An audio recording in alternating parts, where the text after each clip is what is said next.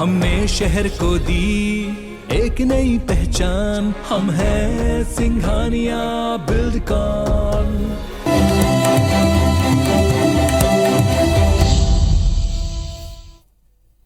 नमस्कार, आप देख रहे हैं मेरा मध्य प्रदेश। मैं हूं आपके साथ राहुल सौमित्र। सबसे पहले 4 बड़ी खबरों पर एक नजर डाल लेते हैं। 4 प्रमुख खबरें आपको दिखा देते हैं। अंबेडकर जयंती पर भोपाल में बीजेपी का मेगा शो देखने को मिला और इसी के साथ खरगोन में अलग अलग समय पर कर्फ्यू में 4 घंटे की छूट मिल गई है। खरगोन में अब तक 121 दंगाइयों की गिरफ्तारी हो चुकी है और इसके साथ ही साथ भोपाल के केरवा डैम, जहां पर साफ साफ लिखा है कि यह मौत का कुआं है, लेकिन इसके बावजूद वहां पर कुछ लोग जाते हैं और 3 बच्चों की मौत हो जाती है। तो भोपाल के केरवा डैम में डूबने से 3 स्कूली छात्रों की मौत हो गई। करीब 3 घंटे चले रेस्क्यू ऑपरेशन के बाद गोताखोरों ने तीनों शवों को बांध से बाहर निकाल लिया है। मौके का जायजा लिया है हमारे सहयोगी सतेंद्र सिंह भदौरिया ने। सीधे आपको वहीं लिए चलते हैं। केरवा डैम में डूबने से 3 स्कूली छात्रों की मौत हो गई है। तीनों के जो है सब केरवा डैम के बाहर निकाल लिया गया है। यहाँ पर गोताखोरों की टीम और पुलिस ने कड़ी मशक्कत के बाद करीब 3 घंटे की मशक्कत के बाद तीनों के सब जो है बाहर निकाल लिए। ये तीनों की डेड बॉडी तस्वीरों में देख सकते हैं आपकी। तीनों की डेड बॉडी है जो यहाँ पड़ी हुई है। ये जो तस्वीर दिखा रहे हैं हम आपको, ये केरवा डैम का वो क्षेत्र है जहाँ पर मौत का कुआं कहलाता है। मौत के कुएं के चक्कर में ये तीनों छात्र जो है डूब गए थे। हमारे साथ एक जो इन तीनों बच्चों के साथ का लड़का था ऋषि, उससे हम बात करते हैं। ये प्रत्यक्षदर्शी है, इनके साथ ही यहाँ पर आया था। बेटा क्या हुआ था, कैसे ये हादसा हुआ था? ये जो बीच वाला है ना, हम लोग नहा लिए थे उधर, तो ये बीच वाला इधर आया था तो ये आके डूबने लगा। तो इसको बीच वाले को ये निशांत बचाने गया था तो ये भी डूबने लगा, फिर मोहित गया था बचाने। जैसा कि जो ऋषि है इसका कहना है कि हम चारों बच्चे थे जो चारों नहा रहे थे, बचाने के फेर में ये तीनों बच्चों की मौत हुई है। बट यही सबसे बात करते हैं कि कितना समय लगा था इन बच्चों को बाहर निकालने में, या कितने देर बाद सूचना मिली थी? सूचना मिली थी मेरे को, उसके तत्काल हम लोग यहाँ पे आए थे। उसके बाद इसको बमुश्किल गोताखोर टीम हमारी आई थी, उन्होंने 10 मिनट के अंदर निकाल लिया था। डेड बॉडी बहुत ज्यादा गहरी में नहीं थी डेड बॉडी। तस्वीरों में भी हमने आपको दिखाया था कि आगे एक मौत का कुआं जो साइन बोर्ड लगा हुआ था केरवा डैम के पास में है ये। और केरवा डैम यहाँ पर अगर पिछले साल 5 साल का रिकॉर्ड उठाकर देखें तो तकरीबन करीब 1 दर्जन जो है छात्र यहाँ पर डूब चुके हैं। लेकिन उसके बावजूद भी यहाँ पर जो है ये कोई आने से नहीं मानता है। आते हैं लोग, यहाँ पर डूब जाते, नहाते हैं और डूब जाते हैं। इस दौरान ये हादसा हो जाती है। तस्वीरों में हमने आपको दिखाया था कि जो ये डैम है ये केरवा डैम है और ये जो मौत का कुआं भी कहलाता है। यहाँ पर आज जो फिर 3 बच्चों की डूबने से मौत हो गई है। कैमरामैन रमेश राजपूत के साथ सतेंद्र सिंह भदौरिया, IBC 24 भोपाल। और इसी पूरे मामले पर, केरवा हादसे पर CM शिवराज ने दुख जाहिर किया है। उन्होंने ट्वीट करके कहा है कि भोपाल के केरवा डैम में 3 बच्चों के डूबने का हृदय विदारक समाचार प्राप्त हुआ। दुख की इस घड़ी में हम सभी शोकाकुल परिवारों के साथ हैं। ईश्वर से दिवंगत आत्माओं को अपने श्री चरणों में स्थान और परिजनों को वज्रपात सहन करने की शक्ति देने की प्रार्थना करें।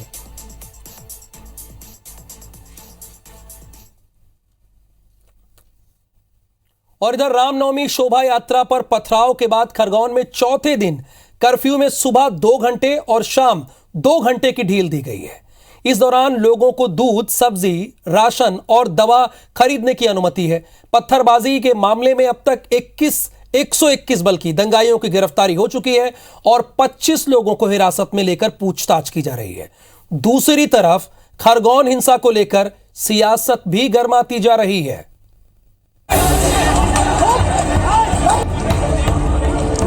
4 दिन पहले पत्थरबाजी और आगजनी के गवाह बने खरगोन में अब जिंदगी पटरी पर आती दिख रही है। जिला प्रशासन ने पहली बार कर्फ्यू में सुबह 10 से दोपहर 2 बजे तक और दोपहर 3 बजे से शाम 5 बजे तक ढील दी। इस दौरान सिर्फ महिलाओं को बगैर वाहन के बाहर निकलकर दूध, सब्जी, राशन और दवा खरीदी की इजाजत मिली। वहीं पत्थरबाजी केस में अब तक 121 दंगाई पकड़े जा चुके हैं, जबकि 2 दर्जन से ज्यादा को हिरासत में लेकर पुलिस पूछताछ कर रही है। गृह मंत्री का कहना है कि खरगोन में हालात काबू में हैं और संदिग्धों पर कानून के तहत कार्रवाई की जा रही है। ऐसे अभी नियंत्रण में है। 105 के आसपास लोग गिरफ्तार हुए, 90 लोग अभी जेल चले गए हैं। इधर खरगोन हिंसा पर सियासी बयानबाजी भी जारी रही। भोपाल में सीएम शिवराज ने बगैर नाम लिए दिग्गी पर जमकर हमला बोला। वहीं इंदौर पहुंचे दिग्विजय सिंह ने बीजेपी पर जमकर निशाना साधते हुए अपने ट्वीट और बयान पर सफाई दी। इधर बीजेपी महासचिव कैलाश विजयवर्गीय ने दिग्विजय को घेरते हुए कहा कि उनके बयान में कभी गंभीरता नहीं होती। जिनने जलाए हैं उनसे ही वसूल करूंगा, छोड़ूंगा नहीं। अपना प्रदेश शांति का टापू है, इसकी शांति भंग नहीं होनी चाहिए। क्योंकि ये सब योजना चलती तो कुछ लोगों को लगता है ये तो सब कुछ अच्छा ही होता चला जा रहा है, कुछ गड़बड़ हो जाए, कुछ गड़बड़ हो जाए। और भाईचारे की बात करना अगर भाजपा को पसंद नहीं है तो इसमें दोष मेरा नहीं है, उनका दोष है। और भाईचारा की बात करने पर यदि मुझ पर आरोप लगता है या मुझ पर जुर्म कायम होता है तो करें। जिस प्रकार से गैर जवाबदार ट्वीट कल उन्होंने किया, उसके बाद डिलीट किया और फिर बेशर्मी के साथ ये कहा कि हाँ मैंने डिलीट कर दिया, तो ये बेशर्मी ठीक थोड़ी है। यदि गलती हुई है तो उसको स्वीकार करना चाहिए और उसकी पुनरावृत्ति नहीं हो। खरगोन हिंसा और बुलडोजर की कार्रवाई पर सवाल उठाने को लेकर सीएम शिवराज ने सांसद अजदुद्दीन ओवैसी पर पलटवार किया। हमने किसी को नहीं छोड़ा, हम किसी को नहीं छोड़ने वाले। लेकिन पता नहीं ओवैसी साहब वहीं से चिल्ला रहे मध्य प्रदेश में ये हो रहा है, मध्य प्रदेश में ये हो रहा है। आके तो देख भैया, ये मेरा मध्य प्रदेश है, यहाँ सब सुरक्षित है, किसी जाति और धर्म के हो। दंगाइयों के खिलाफ जारी बुलडोजर की कार्रवाई को लेकर भी लगातार जुबानी हमले हो रहे हैं। कांग्रेस जहां सवाल खड़े कर रही है, वहीं बीजेपी कांग्रेस के ऐतराज पर अफसोस जता रही है।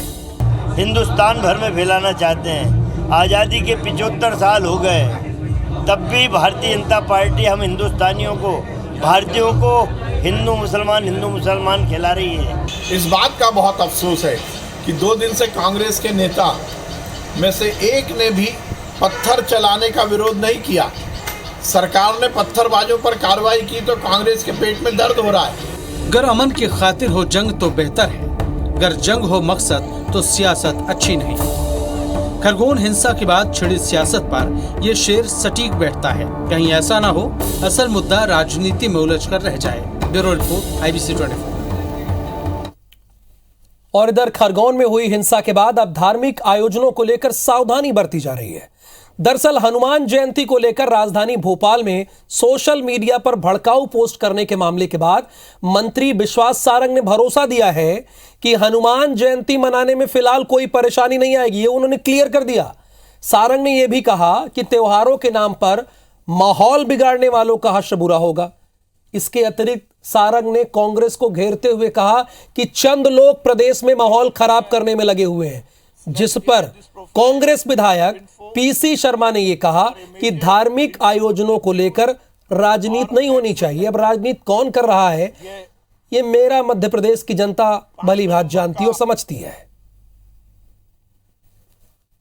त्योहार धूमधाम के साथ मनाया जाता है और हनुमान जयंती भी धूमधाम से मनाई जाएगी। कहीं कोई दिक्कत नहीं है, कहीं कोई दिक्कत नहीं आएगी। हमारे सभी हनुमान भक्तों को मैं कहना चाहता हूँ धूमधाम के साथ हनुमान जयंती मनाएं। हनुमान जयंती हर साल मनाते हैं। हनुमान जी की जयंती हर साल होती है, चोला चढ़ाते हैं, आरतियाँ होती हैं, सुंदरकांड होता है, वो होगा पूरी ताकत से, उसको कौन रोक लेगा। मध्य प्रदेश का है कि हिंदुस्तान के सबसे ऊंचे हनुमान जी वहाँ पर छिंदवाड़ा में विराज रहे हैं, वहाँ हर साल उनका महोत्सव होता है। मध्य प्रदेश में कांग्रेस ने विधानसभा चुनाव की तैयारी शुरू कर दी है। कांग्रेस ने अगले चुनाव के घोषणा पत्र के लिए वचन पत्र सलाहकार समिति का गठन किया है। यानी जो उनका घोषणा पत्र आएगा उसका नाम वचन पत्र होगा, जिसमें 22 लोगों को शामिल किया गया है जो प्रदेश के व्यापारियों, कर्मचारियों, युवाओं, समाज सेवियों, महिलाओं से सुझाव लेकर अपना वचन पत्र बनाएंगे।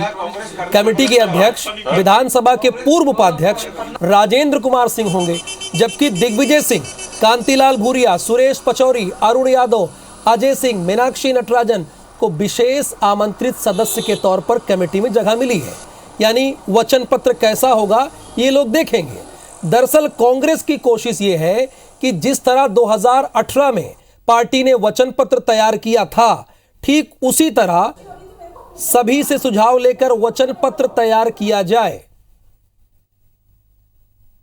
जय सिंह, अरुण यादव जी, कांतिलाल भूरिया जी, मीनाक्षी नटराजन, सबको भी इसमें शामिल किया गया विशेष आमंत्रित के तौर पर। और 19 सदस्यीय समिति का गठन किया है जो लगातार वचन पत्र के लिए काम करेगी, सभी लोगों से चर्चा करेगी और चर्चा करके जो हमारा वचन पत्र 2023 का होगा उसे हम अंतिम रूप देंगे। ये राजनीतिक दल जो होते हैं ना, अपने घोषणा पत्र का नाम बड़ा अच्छा रखते हैं। कोई वचन पत्र रखता है तो कोई लोक संकल्प कल्याण पत्र रखता है, लेकिन जनता का काम होना चाहिए, उससे जनता को मतलब है। आगे बढ़ेंगे। जबलपुर पहुंचे पूर्व केंद्रीय मंत्री सुबोध कांत सहाय ने गांधी परिवार पर बड़ा बयान दिया है। उन्होंने कहा है कि कांग्रेस बिना गांधी परिवार के बिना संभव ही नहीं है। सहाय ने यह भी कहा है कि राहुल गांधी एकमात्र ऐसे नेता हैं जो पीएम मोदी से सीधे सवाल कर सकते हैं। सुबोध कांत सहाय का यह कहना है। झारखंड की सरकार को लेकर भी उन्होंने बयान दिया। सहाय ने यह भी कहा कि जिस तरीके से मध्य प्रदेश में कांग्रेस की सरकार गिराई गई थी, कुछ ऐसे ही प्रयास झारखंड की सरकार को भी गिराने को लेकर किए जा रहे हैं, तो आप बचा लीजिए। सहाय ने कहा कि मध्य प्रदेश की जनता आने वाले समय में बीजेपी सरकार को सबक जरूर सिखाएगी। 3 बार अटेम्प्ट लिया है इन भाजपा के लोगों ने एमएलए खरीदने का, और अब तो जीता जागता उसके उदाहरण है मध्य प्रदेश कैसे चुनी हुई सरकार को यहाँ पे खरीद लिया। क्या कमलनाथ काम नहीं कर रहे थे? लेकिन इतना बड़ा लोभ दिया जाता। मधुकुंज अगरबत्ती प्रेजेंट्स बिग न्यूज। अगरबत्ती हो तो मधुकुंज।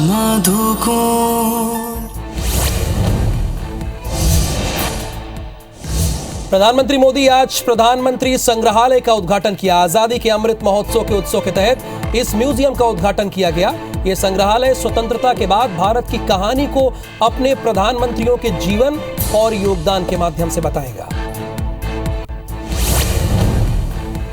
प्रधानमंत्री संग्रहालय का उद्घाटन करते हुए प्रधानमंत्री मोदी ने यह कहा कि भारत लोकतंत्र की जननी है। भारत के लोकतंत्र की बड़ी विशेषता यह भी है कि समय के साथ इसमें निरंतर बदलाव आता रहा है। हर युग हर पीढ़ी में लोकतंत्र को और आधुनिक बनाने, सशक्त करने का निरंतर प्रयास हुआ।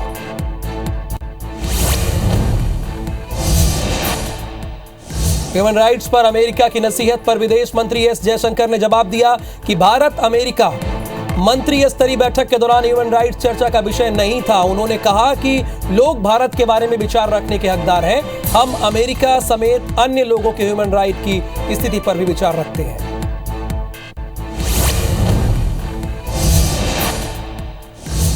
यूक्रेन जंग को लेकर एक दिन पूरे हो चुके हैं, यानी 50 दिन पूरे हो चुके हैं। इस बीच अमेरिकी राष्ट्रपति जो बाइडेन ने यूक्रेन के लिए करीब 6089 करोड़ रुपए के मिलिट्री सहायता को मंजूरी दी है। रूसी हमले से निपटने के लिए दी जा रही इस सहायता में तोप, बख्तरबंद गाड़ियां और हेलीकॉप्टर शामिल हैं। वहीं रूस ने अमेरिकी संसद के 398 सदस्यों को ट्रैवल बैन लिस्ट में डाल दिया है।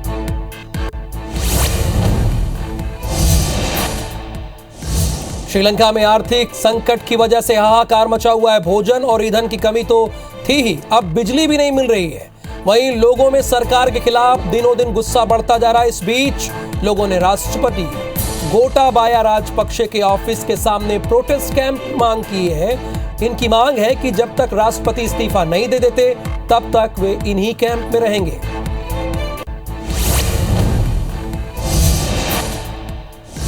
आंध्र प्रदेश के एलुरु में एक केमिकल फैक्ट्री में आग लगने से 6 लोगों की मौत हो गई, जबकि हादसे में 12 लोग जख्मी हो गए। एलुरु के एसपी ने बताया कि नाइट्रिक एसिड मोनोमिथाइल के रिसाव से आग लगी थी। घटना में आंध्र प्रदेश के राज्यपाल ने शोक व्यक्त किया है।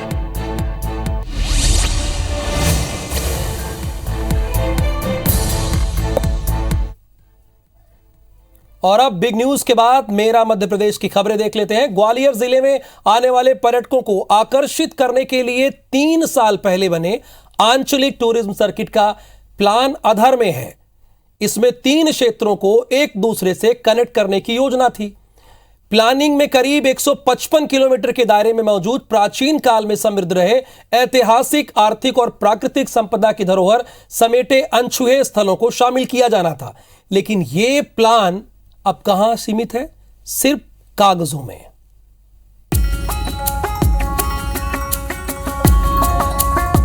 ग्वालियर चंबल इलाके का 155 किलोमीटर का टूरिस्ट सर्किट गुजरे कई सालों से सरकारी कागजों में कैद है।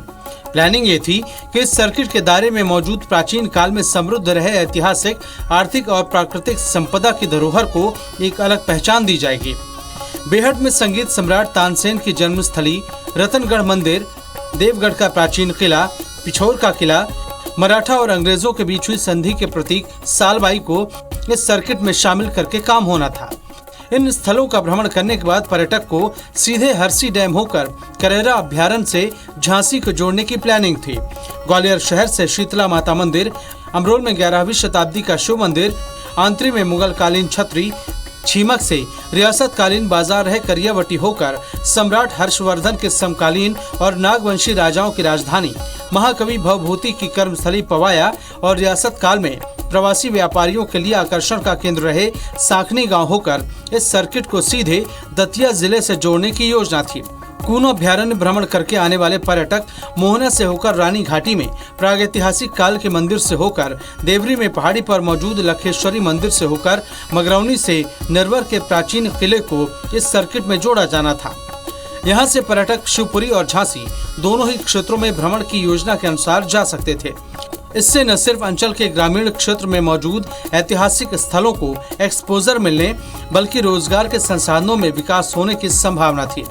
लेकिन अधिकारियों की उदासीनता और राजनीतिक इच्छा शक्ति की कमी ने इस महत्वाकांक्षी योजना को शुरू ही नहीं होने दिया। 5 स्थान ऐसे थे जहाँ पे पर्यटन के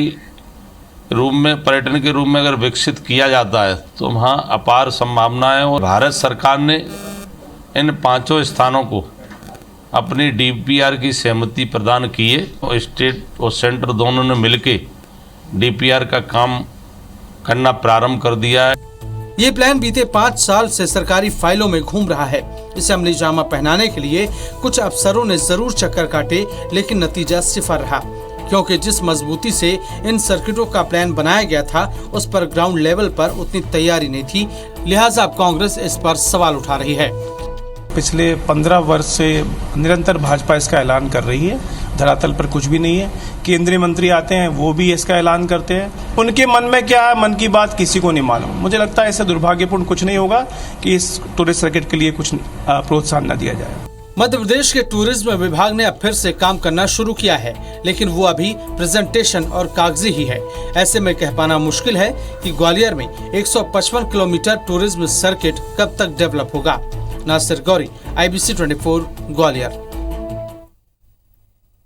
ग्वालियर के बाद सागर चलेंगे। सागर के गढ़ा कोटा थाना क्षेत्र में सोशल मीडिया पर PWD मंत्री गोपाल भार्गव को गाली देना एक युवक को बहुत भारी पड़ गया। प्रशासन ने आरोपी युवक के मकान को जेसीबी मशीन से जमींदोज कर दिया। हालांकि इसे तहसीलदार ने अवैध कब्जे पर की गई कार्रवाई बता रहे हैं, यानी बचाने की कोशिश है। सोशल मीडिया पर लिए गए पोस्ट के स्क्रीनशॉट के बिहाफ पर आरोपी युवक को गिरफ्तार कर लिया गया।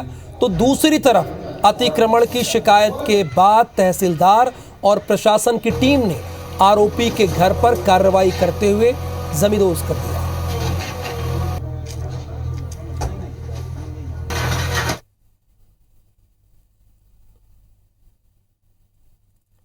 और इस खबर के साथ ही मेरा मध्य प्रदेश के बुलेटिन में आज के लिए फिलहाल इतना ही। मुझे दीजिए अनुमति। नमस्कार।